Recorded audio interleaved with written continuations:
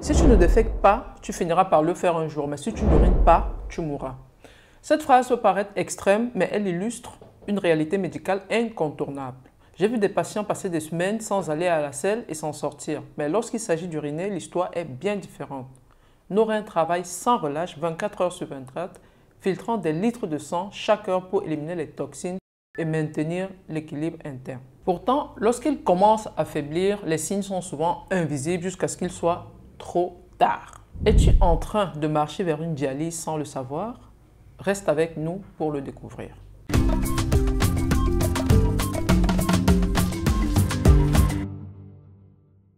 Salut à tous, bienvenue sur ma chaîne. Je suis le Dr Ngaya, médecin anesthésiste et responsable de l'entreprise Domaine Médical à Barcelone. Si vous avez besoin de soins médicaux, n'hésitez pas à nous contacter et nous serons enchantés de programmer tout votre parcours sanitaire de soins sur Barcelone.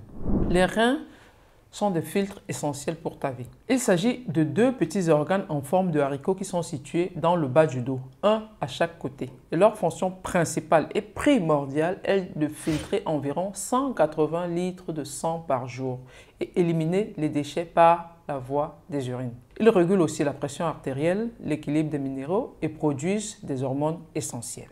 Quand parle-t-on d'insuffisance rénale?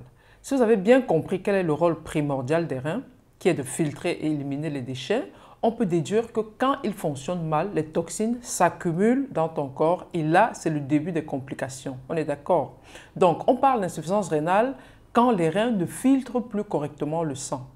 Tes reins peuvent se détériorer en silence pendant 10, 20, voire plus de 30 ans sans que tu ne ressentes le moindre symptôme. Mais le jour où tu t'en rends compte, il est peut-être déjà trop tard. Alors, autant s'en occuper maintenant avant qu'il ne te lâche. On parle de deux formes d'insuffisance rénale. Aiguë, quand ça arrive des jours après une infection grave, un choc ou une déshydratation sévère. Et généralement, on s'en sort bien avec un bon traitement et une hydratation. On va plus s'attarder sur la forme chronique, celle qui est progressive et qui peut prendre des années à se manifester. On l'associe souvent au diabète, à l'hypertension et aux médicaments qui sont souvent très toxiques pour les reins. L'insuffisance rénale terminale, c'est la phase finale de l'insuffisance rénale chronique. Lorsque la maladie est dans le stade avancé, les signes deviennent alarmants. Les urines sont quasi inexistantes ou absentes. Une absence totale d'urine est un danger mortel.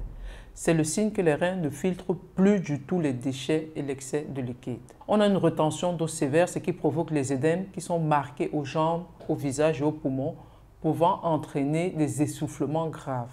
Nous avons des toxines en excès dans le sang qui provoquent des démangeaisons intenses, un goût métallique dans la bouche, des nausées, des vomissements et des pertes d'appétit. On peut aussi avoir des troubles neurologiques, des crampes musculaires, la confusion et dans les cas les plus critiques, le coma. À ce stade, nous avons deux solutions, la greffe rénale ou la dialyse. La dialyse est un traitement qui remplace le travail de vos reins lorsque ceux-ci ne fonctionnent plus correctement. Imaginez une machine qui joue le rôle de vos reins. On vous connecte à cette machine qui va enlever votre sang, le filtrer pour éliminer les toxines et l'excès de liquide et puis vous réinjecter le sang une fois qu'il est purifié. C'est un processus qui doit être fait en moyenne 2 à 4 fois par semaine et qui dure 3 à 5 heures de temps chaque session. Supposons que vous devez faire la dialyse lundi, mercredi, vendredi, chaque semaine. Quelles sont les implications de ce traitement pour votre vie au quotidien? 5 contraintes majeures. Première contrainte, un emploi de temps très rigide. 3 séances par semaine de 3 à 5 heures chacune, limitant les déplacements, les voyages, les activités sociales et le travail. Deuxième contrainte, la fatigue et les effets secondaires. Vous avez une grande fatigue après chaque séance, des crampes, des baisses de tension, des vertiges, des nausées, des vomissements. Troisième contrainte, les restrictions alimentaires et hydriques. Vous avez des limitations en termes de quantité de liquide et d'aliments que vous pouvez consommer. Quatrième contrainte, l'impact psychologique et social. Sentiment de dépendance, isolement social, stress liés aux contraintes du traitement. La cinquième contrainte, les risques médicaux et les contraintes physiques. Il faut surveiller permanemment la fistule ou le cathéter à cause des risques d'infection et les douleurs au niveau du point de ponction.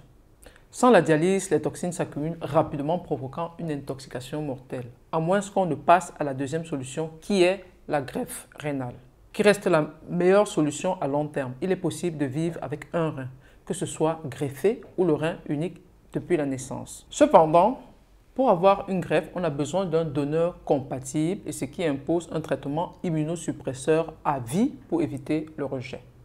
Donc, lorsque l'insuffisance rénale atteint son stade terminal, chaque jour compte. La dialyse permet de prolonger la vie, mais la greffe reste idéale pour retrouver une meilleure qualité de vie. À présent, nous allons voir 5 erreurs qui détruisent vos reins à petit feu. La première erreur, c'est prendre trop de sel et de protéines. Le sel augmente la pression artérielle et abîme les reins. Et trop de protéines surcharge les reins et les fatigue. Je pense surtout aux consommateurs de boissons protéiques dans les gymnases pour gagner rapidement de la masse musculaire. Vos reins en souffrent. La deuxième erreur, c'est ne pas boire assez d'eau. Comme disait mon coach en nutrition, l'eau est plus importante pour ce qu'elle emporte que pour ce qu'elle apporte. Ne pas boire la quantité d'eau recommandée favorise l'accumulation de toxines et augmente le risque de calculs rénaux. La troisième erreur, c'est l'automédication. Elle est dangereuse aussi bien pour le foie que pour les reins, surtout quand on en fait un mauvais usage. La quatrième erreur, c'est l'hypertension et le diabète mal contrôlés. Ces deux maladies à elles seules sont responsables de 50% des cas d'insuffisance rénale quand elles ne sont pas bien traitées. Et la cinquième erreur, enfin, c'est le tabac et l'alcool. Le tabac abîme les petits vaisseaux sanguins et l'alcool déshydrate et abîme et épuise les reins sur le long terme. En somme, les reins sont des travailleurs infatigables mais discrets. Pour les protéger, il est crucial d'adopter les bonnes habitudes, s'hydrater suffisamment, modérer sa consommation de sel et de protéines, éviter l'automédication ainsi que le tabac et l'alcool. Ces gestes simples peuvent aider à prévenir l'insuffisance rénale et éviter le recours à la dialyse ou à une greffe.